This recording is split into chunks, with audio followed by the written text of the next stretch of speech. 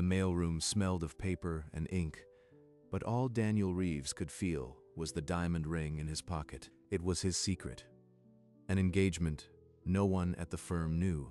Tonight, she'll be on stage with the partners, and I'll be in the back, like always. By 6:30, the lobby swarmed with tailored suits and champagne flutes. Daniel entered alone, still in his uniform. The golden ballroom made him small. There she is, laughing with Vincent Hale and people who never learned my name. Stephanie toasted with the firm's elite. Her parents watched from the front, glowing. I should go over, but what would I say? Congratulations, I am the mail guy. The room was loud with laughter, but no one turned toward the door. The ring in my pocket feels heavier every minute. Then Stephanie stepped up to the microphone, champagne in hand, the spotlight finding her like it always did. I want to thank the partners for believing in me. This firm is my life, and tonight is proof that hard work pays off. And they say, don't mix business with pleasure. But I have to say, having the people I love most here makes it perfect. Speaking of support, I have to give a shout out to Daniel Reeves, my fiancé, or as you know him, the guy who makes sure we have fresh coffee every morning. He's sweet, but let's face it, he'll never be more than the guy who brings the coffee. The room erupted in laughter. Her parents joined in, shaking their heads affectionately. Did she just say that? In front of everyone? Like I am a joke. The laughter hung in the air like smoke, suffocating every hope he had carried into this room. I am nothing. I am the guy who brings the coffee. He didn't move. He couldn't. Then, like a machine, he turned and walked through the crowd that had already forgotten him. The ballroom door swung shut behind him, cutting off the music and the laughter. He walked through the empty lobby to the parking garage, his footsteps the only sound. She said, I'd never be more than the coffee guy. She said that to the whole room. He pushed open the apartment door. It was dark. She was still out. He sat at the kitchen table and didn't turn on the light. This ring was supposed to be forever. Slowly, he pulled it off his finger. He held it in his palm, watching it catch the faint streetlight. And in that silence, he began to understand. The man she thought he was didn't exist anymore. He stood up from the table, the chair scraping the floor like a final goodbye. He placed the engagement ring on the kitchen counter, next to the coffee maker they'd bought together. The note beside it simply read, I am sorry. She'll find it. She'll know what it means. A duffel bag, a few shirts. He didn't take a single photograph. The door clicked shut. The apartment fell into perfect silence. No forwarding address, no text. He walked out of his own life. 3 years can reshape a city and erase a man. The Chicago skyline had changed, and Daniel Reeves had vanished without a trace. The glass tower of Hale and Associates still stood proudly on Michigan Avenue, but inside, the firm was bleeding. Clients defected, contracts evaporated. The senior partners whispered about a silent buyer named D. Reed Capital that had been acquiring their largest accounts, their lease, and finally their debt. Baxter International just pulled its account. That's the third major client this quarter. Her screen reflected a portfolio bleeding revenue, and no one could explain why. No, I am not accepting that. Hale has been in my family for 30 years. Get me a name. Someone is buying up everything. Our debt, our lease, it's all moving to one entity. A news alert popped up. D. Reed Capital acquires majority debt of Hale and Associates. D. Reed Capital? I've never even heard of them. Why would they want a sinking firm? By noon, the hallways buzzed with the name D. Reed, like a wound refusing to close. Everyone is talking about the buyout. No one knows who's behind it. One senior analyst whispered to another, if they own the debt, they own us. I need to find out who D. Reed is before this firm collapses completely. Before she could dig deeper, an all-staff email lit up every screen in the building. Emergency staff meeting. 4 p.m. Mandatory for all personnel.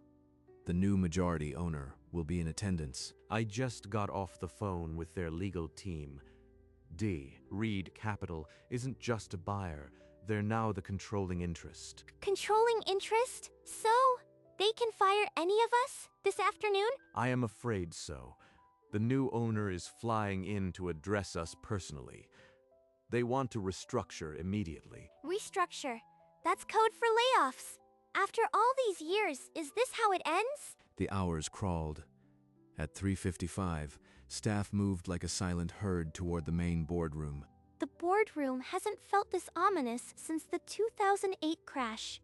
Even the air feels heavier. She took a seat in the front row, a folder of her accomplishments clutched like a lifeline. The doors stayed closed.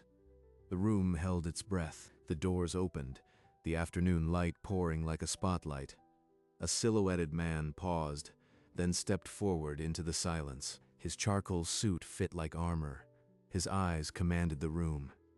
No one recognized him at first. I'd like to introduce Mr. Reeves, the chairman of D. Reed Capital, and the new majority owner of Hale and Associates. Thank you, Vincent. You can sit down now. Number, that voice. It's him. It's Daniel. Stephanie's face lost all color. Her lips parted, but no sound came. The folder she clutched fell to the floor. Daniel's gaze swept the room and then found her. He held her stare without a flicker of recognition. He knew every face here. He'd cataloged them years ago, from the mail cart, from the coffee runs, from the laughter. I am here to discuss the future of Hale and Associates. But first, let's look at the numbers that led to this moment. A pin drop would have sounded like a gunshot. No one dared to move. Effective immediately, every department will be restructured. Underperforming functions will be eliminated. He didn't gloat. He didn't even raise his voice. He simply read the numbers, and the room understood the weight of every figure. The first round of layoffs will begin with those who mocked the mailroom. I have a list. He kept a list. 3 years later, he still remembers exactly who laughed. Martin Delgado, Senior Marketing Coordinator. You always had a joke about the coffee temperature. You were done. Martin rose, face gray, and took the white envelope from security without a word. Rachel Kim, Account Coordinator. You called me mailboy for 2 years. Not anymore. One by one, names were called. Each envelope a sealed verdict. Stephanie's fingers dug into her thighs. Vincent Hale. You'll remain a senior advisor, but your equity is forfeit. Consider it severance for 30 years of looking the other way. Only a handful remained seated. Stephanie's name had not been called, but the silence around her felt like a countdown. Daniel paused at the head of the table, then walked slowly toward the only name he hadn't spoken. Stephanie Park, Senior Associate. You've been here for 6 years, climbed every rung. This is it. He's going to humiliate me in front of the last few people. But your promotion party, speech cost this firm an asset it didn't value. Today, that debt comes due. He produced the final envelope from his jacket, her name written in his own hand. You are the last. Consider this personalized termination. Stephanie's hand shook as the envelope touched her palm. The paper felt heavier than any contract she'd ever signed. I am not here to embarrass you. I am here because the math demanded it. The math! He's reducing our entire history to a balance sheet. He turned away, leaving her frozen in her seat, the letter unopened, the room emptying around her. 2 security officers stepped forward, and Stephanie knew the meeting was over for her. She rose, the white envelope pressed to her chest like a shield against the stairs. The hallway felt longer than it ever had. Each cubicle she passed was a silent judgment. Lisa, her assistant, looked up, then quickly dropped her eyes to a stack of papers. No goodbye. They're all pretending I am already gone. Maybe they're right. Her phone buzzed against her thigh. Mom. Then another message. What is happening? Call me. I can't. Not now. Not without knowing what this envelope says. She turned the corner and found the elevator lobby empty, the security guard a silent statue by the door. She pressed the button. The golden doors reflected a woman with smeared mascara and a future that had just vanished. Just open. Just take me down from here. The golden doors slid open, and she stepped into the silence of the elevator. The doors closed with a soft thud, and the floor indicator began its slow descent. My hands won't stop shaking. Just open it. She tore into the envelope, the paper cutting her finger, and everything inside spilled out. A small metallic clink echoed in the tiny space, and the ring landed in her palm. That simple diamond ring she had placed on the kitchen counter 3 years ago. A note lay beside it, handwritten in his quiet script. You were right. I wasn't ready then. He kept the ring for 3 years, and this is what he says. Her legs gave way. She slid down the wall, the cold metal pressing against her back, and clutched the ring to her chest. The tears came then, hot and silent, cutting trails through her makeup as the elevator hummed downward. This wasn't revenge.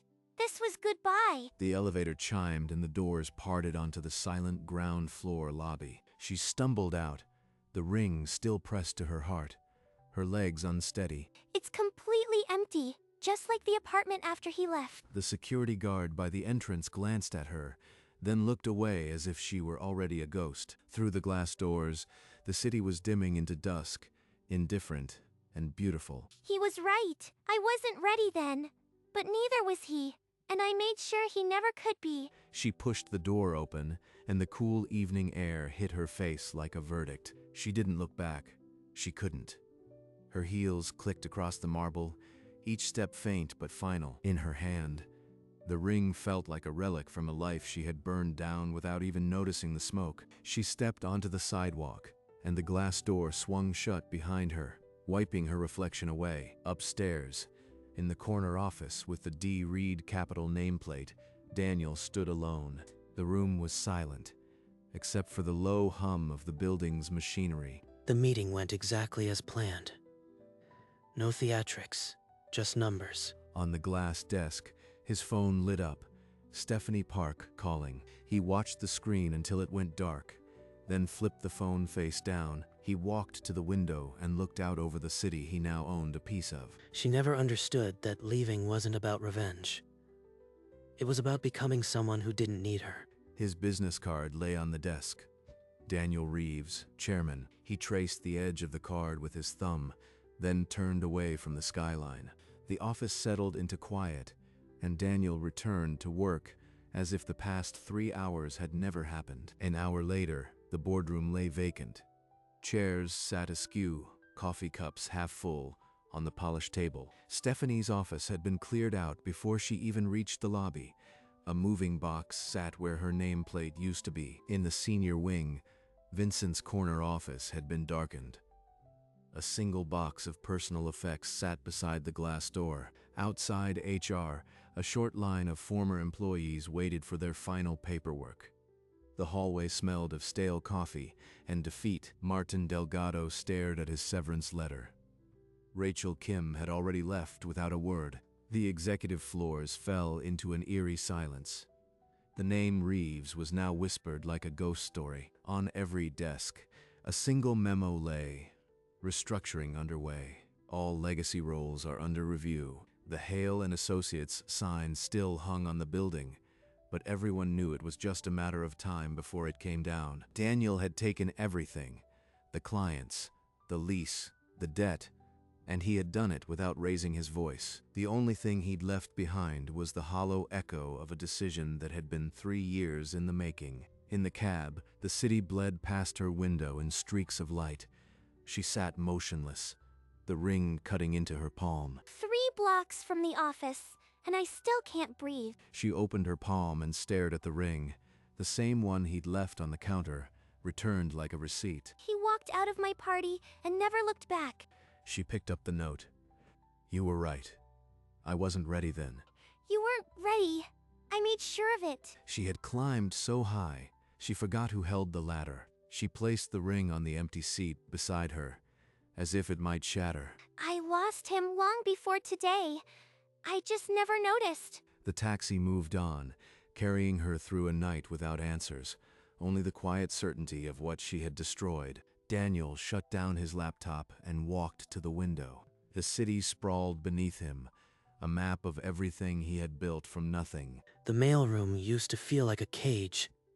Now it's just a room. He turned from the glass, picked up his briefcase, and left the office without looking back. The executive floor was silent, the cubicles dark and abandoned, as if the building itself was holding its breath. He passed the mailroom on the 3rd floor. The fluorescent light still burned, spilling onto the worn carpet. He paused at the open door, looking in at the empty sorting racks and the mail cart he used to push. A ghost of his former self sorted mail in the corner of his mind.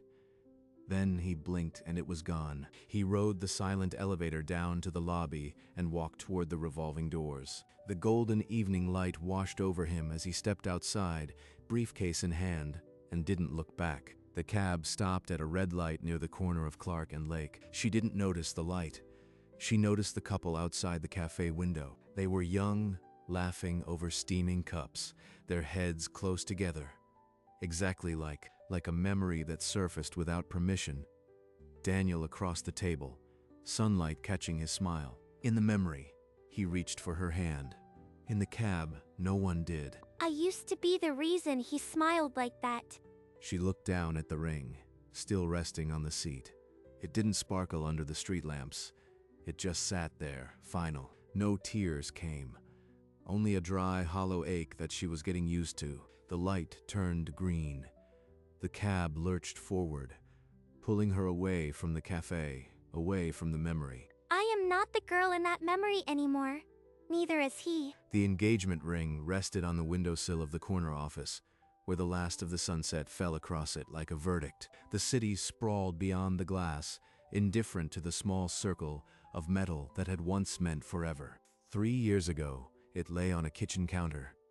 Now it sat on marble, a full-circle echo of a promise that never closed. No hand wore it now. No future waited inside its circle. The handwritten note was gone, carried south in a taxi, crumpled between trembling fingers. Somewhere beyond the river, Daniel drove on without looking back, his old life reduced to a glint on a ledge. The last amber strip of sunlight vanished, and the ring became just another shadow. Outside, the city blinked to life. Office towers, street lamps, 1,000 stories that didn't involve this one. The nameplate on the desk read, D. Reed Capital. But even that would change. Everything does. Only the ring remained. The one thing that was there at the beginning and the end. By morning, a small crew arrived with a hydraulic lift and a set of industrial tools. No one stopped them. The building had long stopped belonging to the Hale name. They started with the ampersand, the symbol that once joined Hale to its associates. Letter by letter, the name that had hung there for 3 decades was unbolted. Vincent Hale watched from a coffee shop across the street, his face unreadable. The last piece of the sign came down with a hollow metal clang that echoed in the quiet street. Now only the ghost of the name remained, a faint discoloration on the stone. Inside, the boardroom had been scrubbed clean, no nameplates, no memos, just polished wood and silence. The building would get a new sign soon, but it would never wear the same name again. Somewhere on the 38th floor, the ring still caught the light, but no one was left to see it. Hours later, the lights were off in her apartment. Only the dim glow of the city through the windows defined the room. I don't remember the drive home. She sat on the edge of the sofa, the ring and the note placed carefully on the coffee table before her. There was no glass of wine, no tissues, no frantic phone calls. What would I even say? I am sorry. Doesn't fix 3 years. She picked up her phone and scrolled to his name. The contact was still there, but she'd never called it. Her thumb hovered over the call button. Then she locked the screen. The ring glinted once in the streetlight, then settled into shadow. He's not coming back.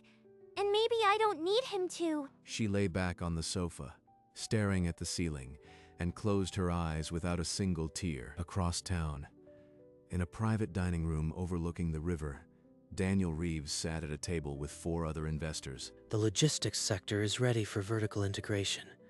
We're looking at a 9-month timeline for the initial rollout. His suit was immaculate, his voice measured. The others nodded, taking notes. He reached for the water glass, and his left hand rested on the table, bare. No tan line, no indentation. If there had ever been a ring there, his body had long forgotten it. I am not interested in short-term gains. Build the infrastructure, and the market will follow. An older woman across the table, a seasoned venture capitalist, smiled and raised her glass. To the next chapter. The glasses clinked. Outside, the city churned on, oblivious to a story that had closed. Daniel Reeves was no longer the man who brought the coffee. He was the man who owned the building, and he had finally stopped looking back. By the following afternoon, the engagement ring lay on the pavement outside a charity shop on Wabash Avenue. It had been dropped there, whether on purpose or by accident. No one could say. Pedestrians stepped over it without a glance. A child pointed, but her mother pulled her along. Uptown, in the empty corner office, the windowsill was bare, no ring, no note. On the desk, a single business card rested. Daniel Reeves, chairman.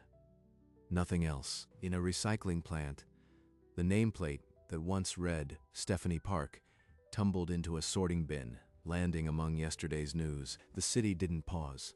Buses ran, traders shouted, coffee cups were filled and discarded. And somewhere near Clark and Lake, a lost ring glinted once under a streetlight, then vanished into shadow. There was no music, no closing line. Only the quiet hum of a city that never stopped to care. And in that hum, the story ended.